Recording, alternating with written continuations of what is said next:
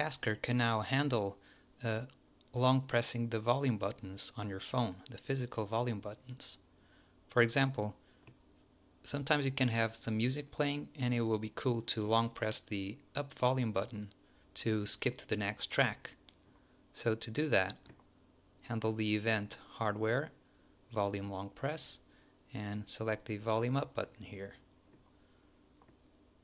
Then as a task, add a media control action, select the next action, and don't simulate the media button. For Google Play Music, this works without this action, without this option selected. And that's it. Now let's put some music playing. And now if I long click the volume up button, let's see what happens. It skips to the next song. That easy. Now, do you know how in iOS when you long press the down volume button, instead of just going down, it automatically mutes it? You can also do that easily here. Again, select the volume press, volume long press event.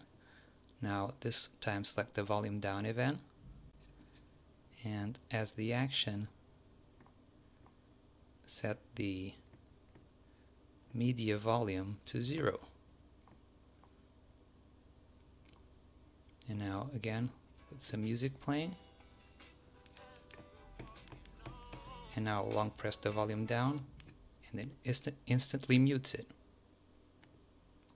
With Tasker, you can do just about anything with these buttons now.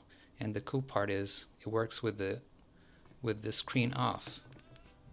So if I have some music playing and I turn off the screen,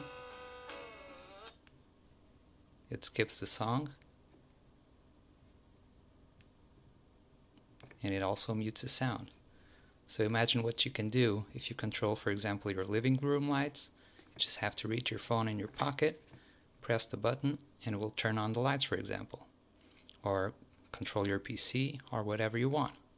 It's really cool to be able to use physical buttons with automation. Opens up a lot of possibilities. Well, hope you enjoyed it. Bye.